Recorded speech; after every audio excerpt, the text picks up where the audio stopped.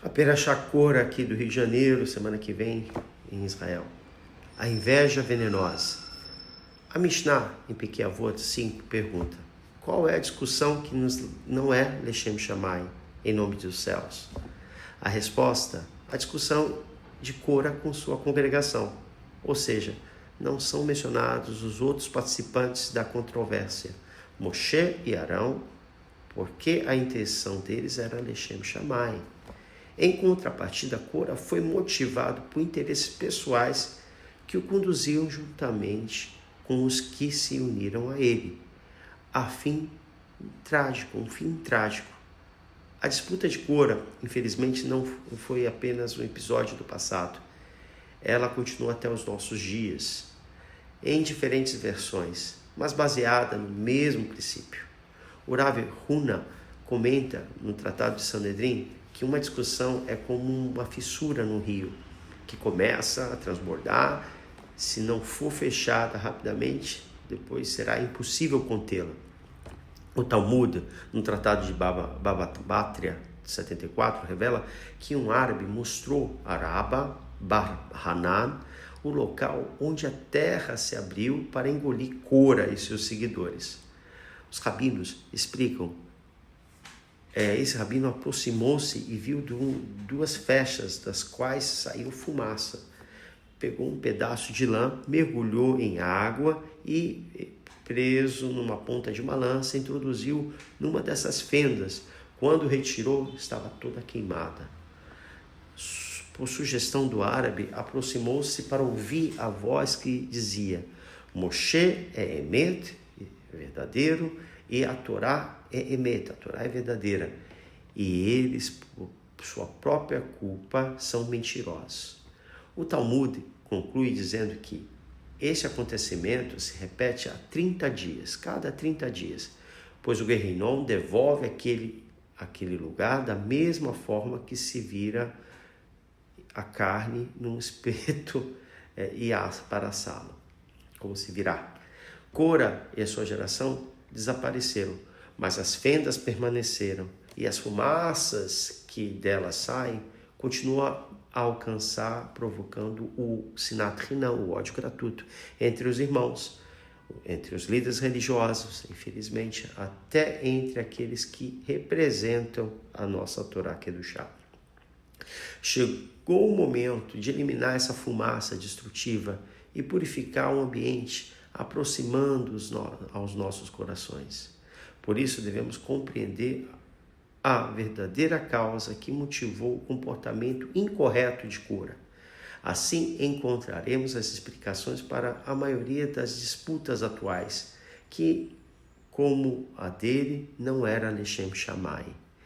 O argumento que Korah utilizou para organizar a rebelião contra Moshe e Arão foi: toda a congregação é santa, por que vos levais acima da congregação de Deus?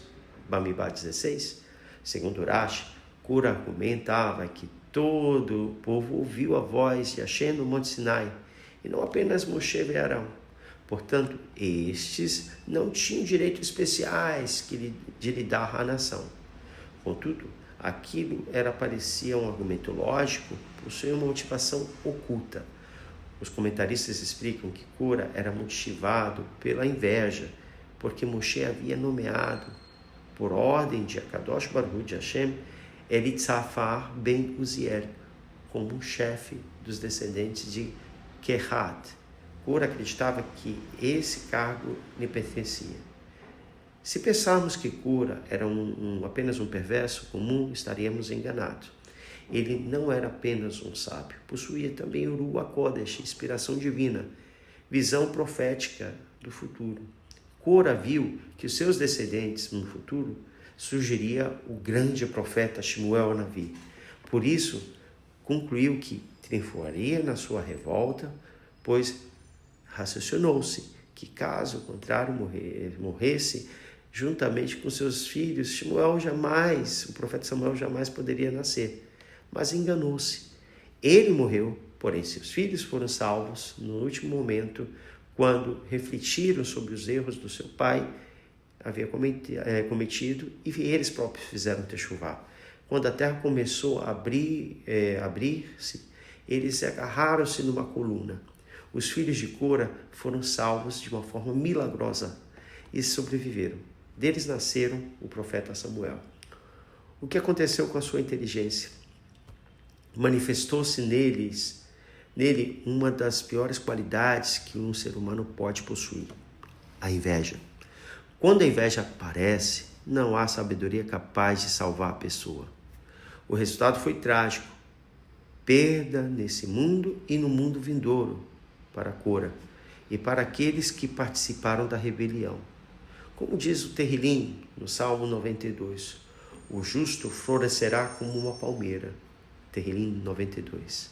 Nossos sábios ensinam que, tomando as últimas letras da palavra hebraica dessa expressão, forma-se Cora, o nome Cora. O significado do versículo é que o justo florescerá como uma palmeira. Cora tinha potencial para isso, mas a inveja destruiu.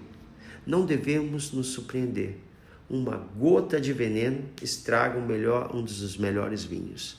Por isso, Rabi Elazar Hakapar advertiu em Avot 4: a inveja, a ambição e a busca por honras tiram a pessoa do mundo. O que fazer para não ter inveja? Vou contar um midrash. Certa vez, 2 pobres judeus, um jovem, um idoso, decidiram associar-se para sobreviver, dividindo igualmente tudo o que recebiam. Durante uma festa importante, receberam caridades um frango assado. Resolveram guardá-lo na mochila do idoso para comê-lo no dia seguinte. À noite, deitar-se para dormir à beira da estrada, o velho adormeceu rapidamente, mas o jovem não conseguia dormir. Sua mente começou a imaginar: certamente o velho acordará cedo e comerá o frango sozinho enquanto eu ainda estiver dormindo. Tomado pela suspeita, decidiu antecipar-se.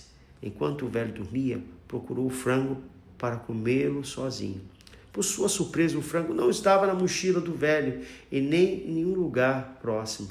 Sua raiva foi aumentando e resolveu permanecer acordado toda a noite para confrontar o velho assim que ele acordasse. Ao amanhecer, o ancião levantou-se tranquilamente. Depois de ouvir as acusações do jovem, respondeu: pobre de ti, não dormiste a noite inteira toda imaginando coisas que nunca existiram. Procuraste o frango por toda parte, mas esqueceu de procurar na tua própria mochila. Lá estava o frango. Eu jamais pensei em pegar aquilo que não me pertence.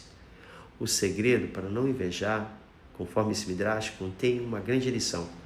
O erro está em acreditar que a riqueza, a felicidade e as bênçãos estão sempre com os outros, enquanto não compreendemos que a nossa verdadeira riqueza está dentro de nós mesmos, continuaremos invejando. Olhamos para as qualidades e os bens dos outros e esquecemos tudo aquilo que, Baruch Hashem, graças a Deus, já possuímos. Nossas famílias, nossos filhos, nossos netos, nossa saúde, nosso trabalho e, acima de tudo, a eternidade que nos espera se vivermos conforme a vontade de Akadosh Baruch Hu. Shabbat Shalom Umevorah.